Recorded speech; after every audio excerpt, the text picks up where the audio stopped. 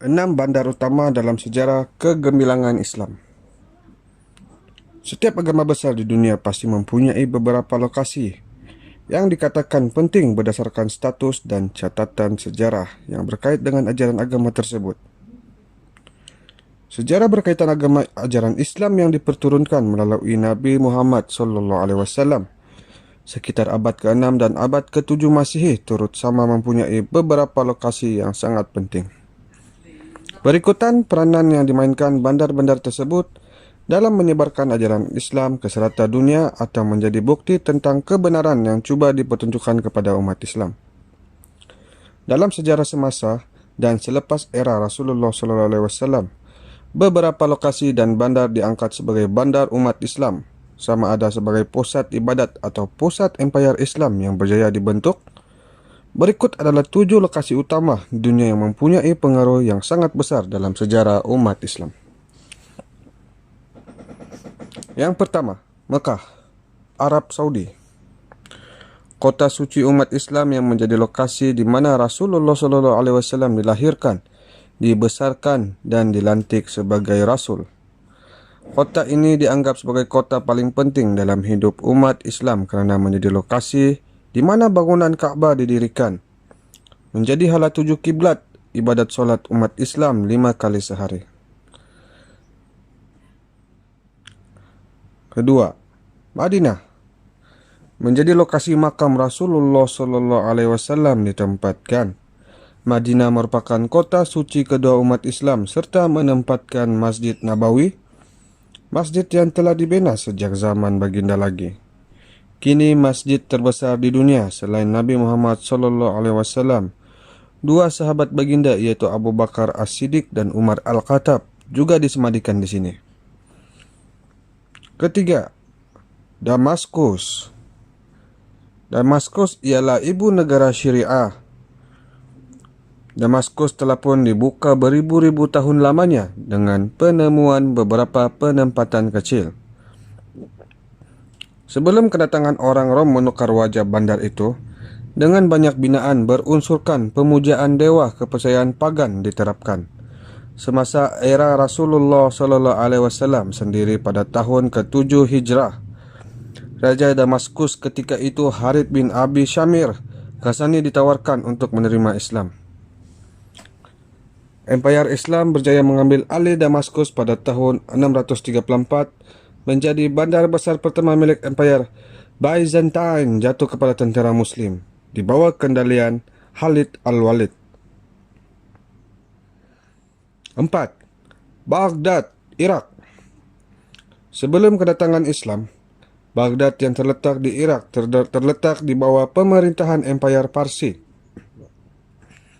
Sama seperti Damaskus, tentera di bawah pimpinan Khalid Al-Walid berjaya menewaskan tentera Parsi, seterusnya membantu menubuhkan kerajaan Islam yang baru. Bagi melindungi kedudukan tentera Islam di situ, Khalifah Umar Al-Khattab mengarahkan pembukaan 2 bandar baru iaitu Kufa dan Basrah. Sebagai pusat perlindungan dan aktiviti, Baghdad dibuka sebagai pusat pentadbiran baru Khalifah Abbasiyah. Terletak berdekatan dengan lokasi strategik sungai Tigris dan Euphrates, membolehkan Baghdad berkembang pesat dari segi penduduk dan ekonomi, dibantu oleh bekalan sumber semula jadi yang baik. Zaman kegemilangan Islam seringkali dikaitkan dengan bandar Baghdad, dikatakan pusat utama penyebaran ilmu, falsafah dan teknologi hasil idea masyarakat Muslim semasa era Khalifah Harun al-Rashid. Usaha itu mencapai kemuncak selepas anak beliau Abu Abbas Abdallah bin Harun mengambil alih pemerintahan, dikenali sebagai zaman emas orang Islam. Malangnya era ini berakhir sekitar tahun 1258 selepas tentera Mongol yang diketuai Hulagu Khan berjaya menguasai bandar Baghdad. Kelima, Istanbul, Turki. Menjadi pusat pemerintahan Empayar Rom sekitar abad ke-3 dengan nama Konstantinopole, sehinggalah abad ke-15 sebelum kedatangan tentera di bawah Khalifah Utsmaniyah berjaya mengambil alih bandar tersebut. Dalam pertempuran selama 53 hari itu, Sultan Mehmed II yang baru berusia 21 tahun berjaya mengalahkan Maharaja Konstantin IV pada 6 April 453, meletakkan Konstantinopel di bawah pemerintahan orang Islam, dengan bandar tersebut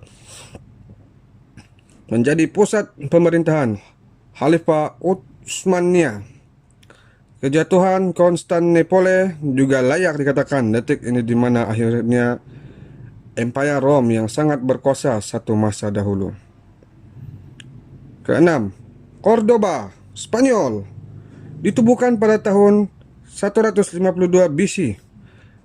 Bandar Cordoba menjadi pusat koloni orang Rom serta ibu negeri kepada Hispania Beotica, salah satu kawasan jajahan orang Rom di semenanjung Iberia pada tahun 711.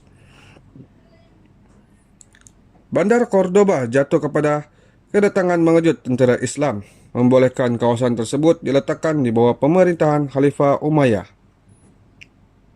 memulakan jalinan dinasti baru yang kini digelar sebagai Khalifah Qurtubah, sempena nama Cordoba dalam bahasa Arab.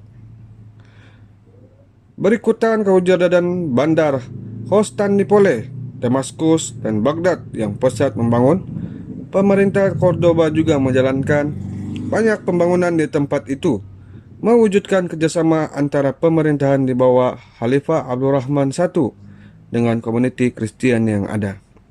Zaman kegemilangan Cordoba tiba detik era Abdurrahman III yang berjaya menggabungkan kawasan-kawasan sekitarnya, menjadikan Cordoba pusat pemerintahan antara yang termaju di bumi.